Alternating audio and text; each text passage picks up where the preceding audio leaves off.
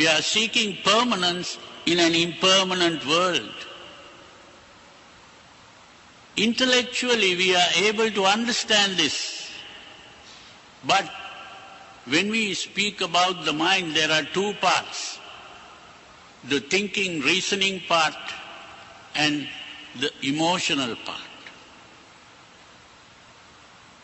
This is something that even modern psychologists are aware of.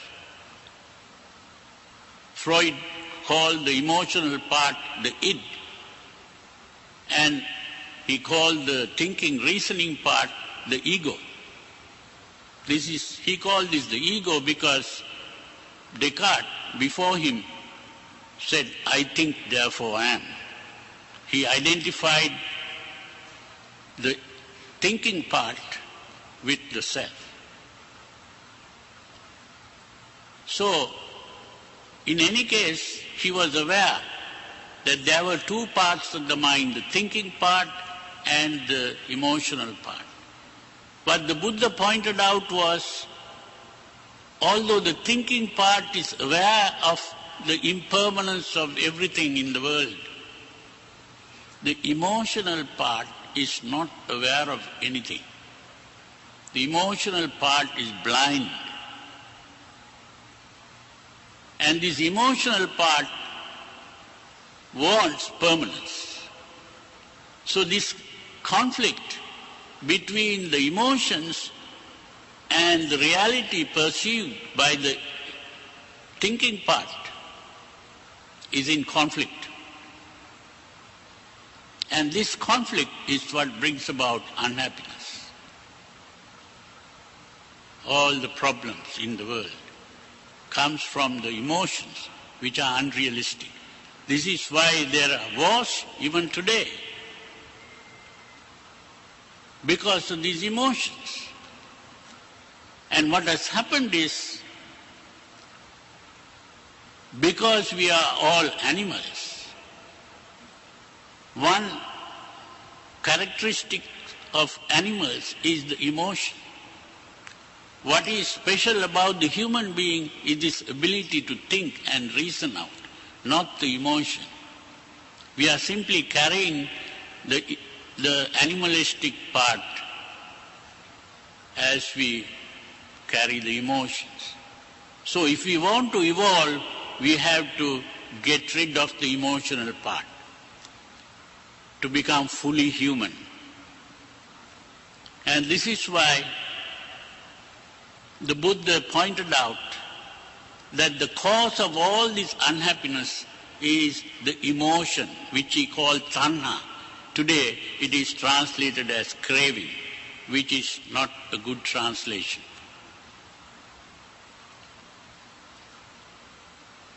The tanha is really the emotions. And it is the emotions that come in conflict with this thinking part, which is aware of reality and creating all the unhappiness. This is why when a close relative or friend dies, we begin to cry. Why? We are all aware that everyone has to die.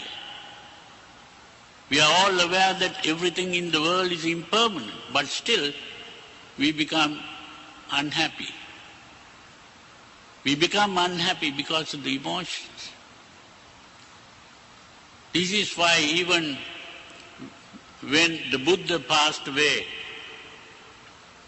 all the perfected disciples remained calm, whereas the disciples who had not become perfect, they started crying and lamenting. So the important teaching of the Buddha is to get rid of emotions. And emotions cannot be got rid of by fighting with the emotions. It is not done by expression or suppression or repression or even sublimation, as Freud recommended. It was to realize that emotion is a disturbance of the mind. It's not only a disturbance of the mind, it is even a disturbance of the whole body. When we are emotionally aroused, the blood becomes impure. Certain hormones are secreted into the blood, and this is carried to various parts of the body through the bloodstream. And different parts of the body, some parts become overactivated, some parts become underactivated. That is not the normal condition. And this disturbance is like an emergency situation.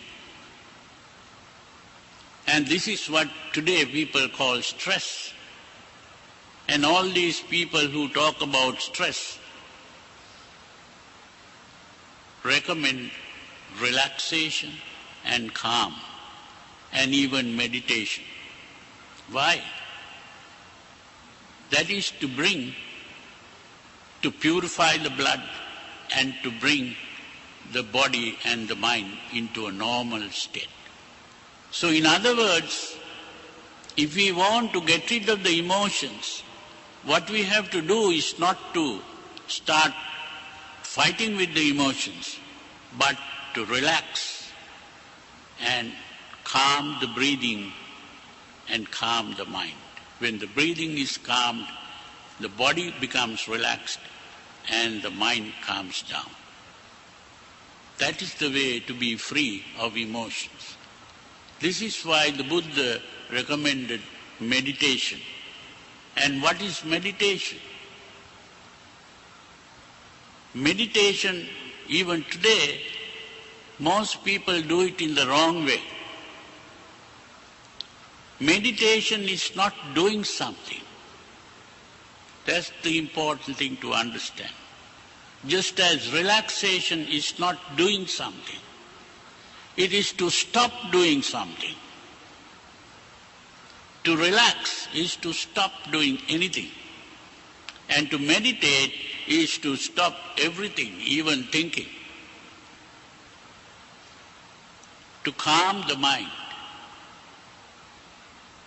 There was one very important statement that I came across once when I went to teach meditation to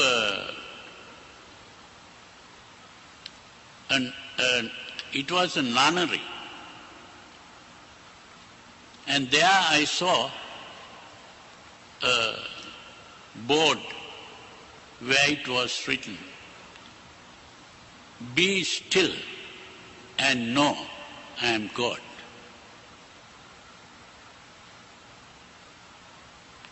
When I read that, I thought, here is meditation put in the simplest form. To be still and to do nothing. If you can sit and be still,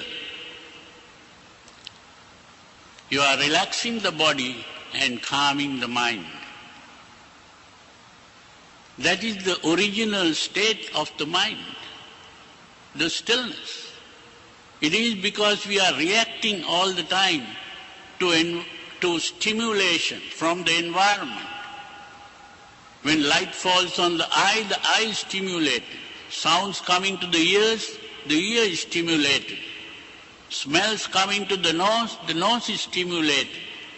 Taste coming to the tongue is stimulated. And touches coming to the body is stimulated. And we react. We are like a machine. There is that machine where you put a coin and press a button, something comes out. In a similar way, we begin to react to stimulation. And if we can stop that, learn to stop reacting and remain still, then all problems in the world will vanish. Now when I say this, some people ask, why, if you remain still, you'll become like a turnip. But that is not what it is. I use two words. Instead of reacting, we must learn to respond to situations. Whenever there is anything, any problem in the world, we should not react emotionally. Instead of reacting emotionally, we should stay calm and act rationally. That acting rationally is called response. We can respond to a situation instead of reacting to situations. And today, psychologists have begun to speak about that. So instead of have found a word which is proaction. Instead of reacting, there should be proaction. But it is the same thing that I am talking about, which is an old word, response. That's why when we say a person is very responsible, that means that person can rationally respond to situations instead of emotionally reacting. The irresponsible person is the person who is emotionally reacting to things. The responsible person is the person who is able to rationally respond to things. So this is the important thing. And very recently I discovered that when I was reading a book on the modern researches made on the brain, they have found that there is a part of the brain which is doing the thinking and the reasoning. It is called the Cerebral Cortex. And then there is another part of the brain which is responsible for our emotional behavior. It is called the Limbic System. And then there is another part of the brain which is like a switch, that you can switch from one to the other, so that it is possible to shut down the emotional part and get the